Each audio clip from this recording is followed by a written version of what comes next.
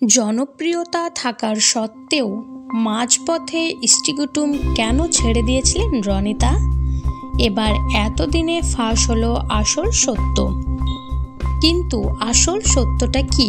ইষ্টিকুটুম ছাড়াও ধনী মেয়ে নামে আরও একটি ধারাবাহিক করেছিলেন অভিনেত্রী রনিতা। যদিও আজ পর্যন্ত বাহার মতো জনপ্রিয়তা কোনো মেগাই দিতে পারেনি। সে সময় বাহার চালচলন থেকে সংলাপ সবকিছুই ছিল অসাধারণ। সেই সময় বাজারে এসেছিল বাহামণি শাড়িও।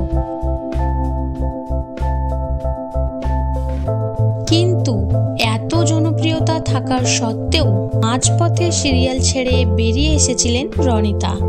সেই সময় এই ব্যাপারে ব্যাপক জলঘোলাও হয়েছিল, অনেকে অনেক রকম কথাও বলেছিল। কিন্তু আসল সত্যটা কি? এই প্রসঙ্গে ইষ্টিকুটুম সিরিয়ালের প্রযোজক সংস্থা জানিয়েছেন যে শুটিং করতে করতেই নাকি অসুস্থ হয়ে পড়েছিল অভিনেত্রী, আর এর কারণেই নাকি ধারাবাহিক থেকে মাঝপথে সরে গিয়েছিলেন নায়িকা। কিন্তু টেলিপাড়ার সূত্রে জানা গিয়েছে অন্যরকম খবর। সে সময় নাকি ইষ্টিকুটুম ধারাবাহিকের জনপ্রিয়তা এতটাই বেড়ে গিয়েছিল যে মাথা খারাপ হয়ে গিয়েছিল নায়িকার। তাই জেদের বশে মাঝপথে ধারাবাহিক থেকে সরে গিয়েছিল নায়িকা।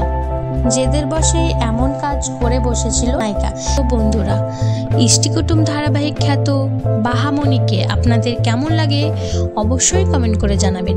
ভিডিওটি ভালো লাগলে একটা লাইক করবেন, চ্যানেলটি সাবস্ক্রাইব করে পাশে থাকবেন।